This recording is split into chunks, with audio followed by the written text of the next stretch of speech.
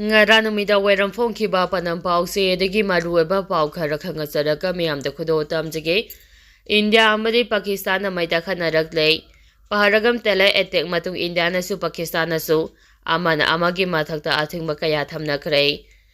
Jammu and Kashmir gi paharagam tele attack chatha duna yamdrabada tourist kungataru hatkiba thodong matung India na Pakistan gi mathakta athingba thamkhiba galonana Pakistan se India gi mathakta athingba kaya thamkre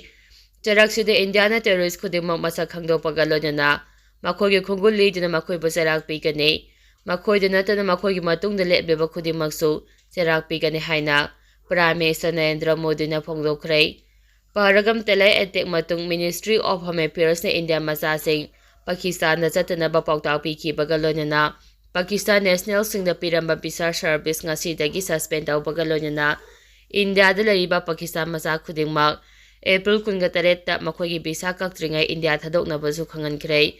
telai attack asigi mari lenina pangthokiba special security cabinet meeting na Pakistan National singda makhatana visa piba khudaktagi lepnaba warep laukhiba galonana hana pikhiba singsu tha asigi 18 tagi makhoigi visa revoke tawnaba warep laukhrei cabinet mifamna laukhiba warep ki matung inna Ministry of Home Affairs na hauji India da lariba Pakistani National Sing April 18 faubgi manungda maramda hankinaba khangankhrei Jammu and Kashmir gi paharagam thodong matung India government na Pakistan gi mathakda athingba sing thamlakpadagi Pakistan lengakna su top security meeting asi pangthokiba galonana Shimla Pack yaung India amasung Pakistan leba anigi director pack sing suspend tawnaba warep laukhrei India government na Pakistan National Sing da visa piba khudaktagi thingkhraba matung Pakistan na SAARC sak visa exemption scheme gi makhada Indian sing da piba visa suspend tawkhre amade Indian sing pung nifunipa gi manungda Pakistan thadokna basu khangankhrei lonina Jammu and Kashmir amasung Ladakh ta LOC chatnariba Shimla Pack suspend tawragani haina warning tawkhiba galonana High Commission da lariba Indian diplomatic staff masing kuntrada hanthana basu Pakistan government na warep laukhrei Wagah border post Pakistan na cross tawkhibaga loinana India dagi border landuna changlakpa yaba lambi khudimak khudaktagi suspend tawkhrei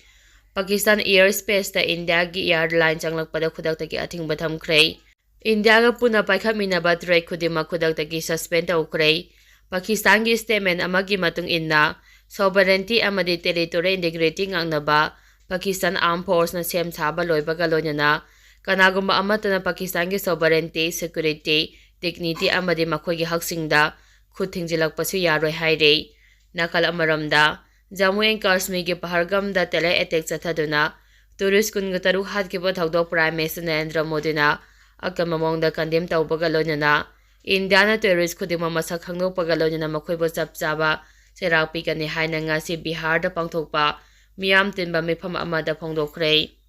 Makhatarapa paugda Manipur Erang da Indiana terrorist singi mathakta surgical strike chatharamlabadi paharagam thodok thoklamdaba yai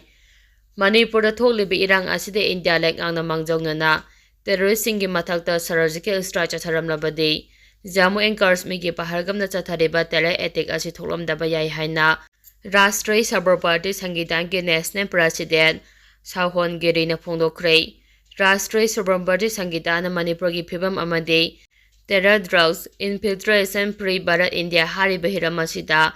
Press Club of India da anira pangthokhraba matung ahomlak suba oina uripo open balof ki thamising amade Sangidan asigi chief patron yauna ngasi Manipur Press Club ta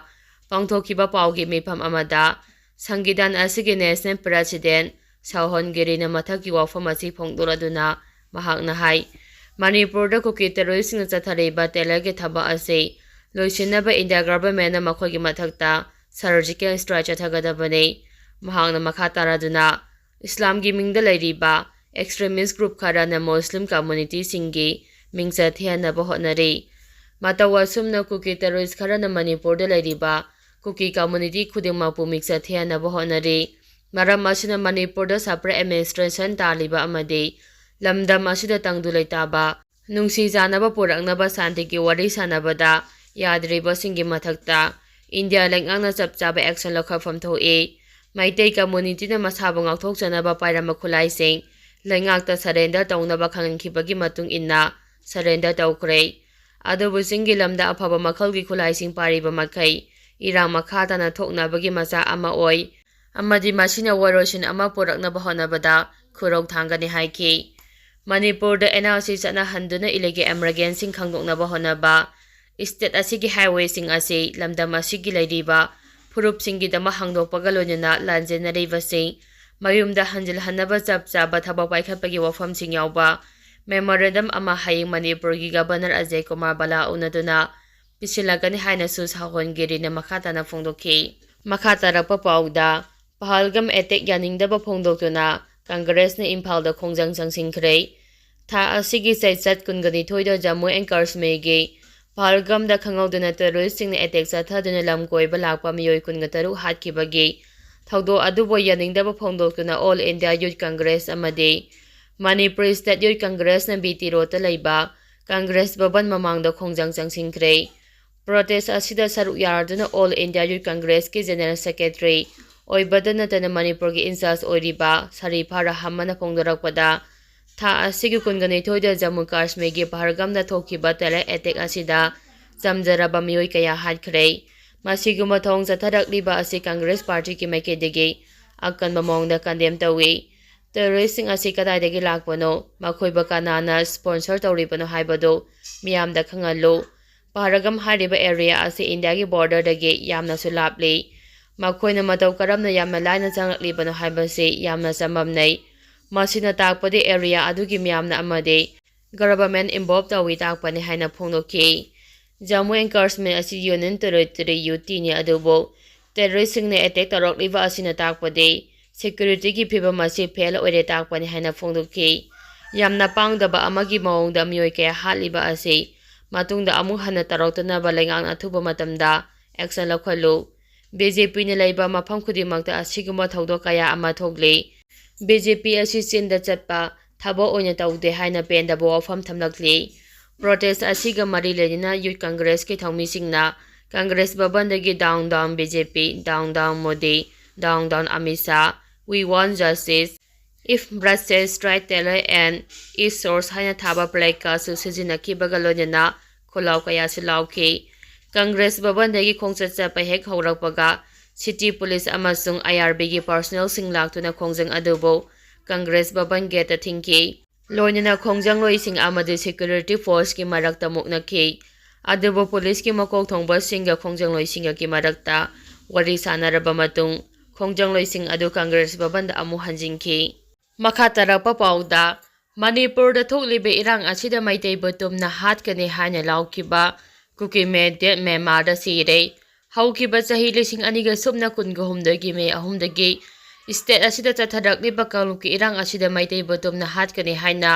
ꯃꯀꯣꯛ ꯆꯨꯔꯆꯥꯟꯄꯨꯔꯗ ꯂꯥꯎꯈꯤꯕ Zomi ꯂꯤꯕꯔꯦꯁꯅꯔꯤ army ZRAꯒꯤ commander ꯏꯟ chief ꯊꯥꯡꯂꯤꯌꯥꯝꯄꯥꯎ ꯒꯨꯏꯇꯦ ꯃ꯭ꯌꯥꯟꯃꯥꯔꯗ ꯃꯤꯂꯤꯇꯦꯟꯠ ꯃꯁꯦꯜ ꯅꯣꯡꯃꯩ ꯀꯥꯞꯅꯕꯗ ꯁꯤꯔꯦ ꯍꯥꯏꯔꯤ꯫ ꯃꯈꯥ ꯇꯥꯔꯛꯄ ꯄꯥꯎꯗ ꯈꯠꯅꯕ ꯈꯥꯝꯕ ꯆꯪꯂꯨꯕ ꯅꯨꯄꯤ ꯅꯣꯡꯃꯩꯅ ꯄꯥꯜꯂꯦ꯫ ꯉꯔꯥꯡ ꯅꯨꯃꯤꯗꯥꯡ ꯄꯨꯡ 10:35 ꯇꯥꯔꯛꯄꯗ ꯅꯥꯎꯔꯦꯝꯊꯣꯡ ꯂꯥꯏꯁ꯭ꯔꯝ ꯂꯩꯀꯥꯏꯗ ꯌꯨꯝꯊꯪꯅꯅ ꯂꯩꯃꯤꯟꯅꯕ ꯌꯨꯝ ꯑꯅꯤꯒꯤ ꯃꯤꯑꯣꯏ ꯑꯅꯤ ꯃꯔꯩ ꯌꯦꯠꯅꯔꯛꯄꯗꯒꯤ ꯈꯨꯠꯊꯣꯛꯅꯔꯛꯄꯗ ꯈꯥꯝꯗꯣꯛꯄ ꯆꯪꯂꯨꯕꯅꯤ ꯍꯥꯏꯕ ꯁꯂꯥꯝ ꯑꯣꯡꯕꯤ ꯅꯥꯂꯤꯅꯤ ꯂꯩꯃ ꯆꯍꯤ 39, ꯃꯄꯨꯔꯣꯏꯕ S. ꯂꯨꯈꯣꯏ ꯀꯧꯕꯤ ꯅꯨꯄꯤ ꯑꯃ ꯅꯤꯡꯖꯣꯜꯗ ꯅꯣꯡꯃꯩ ꯃꯔꯨꯅ ꯄꯥꯟꯕꯗꯒꯤ ꯍꯣꯁꯄꯤꯇꯥꯜꯗ ꯂꯩꯈꯠꯅꯈ꯭ꯔꯦ ꯍꯥꯏꯔꯤ꯫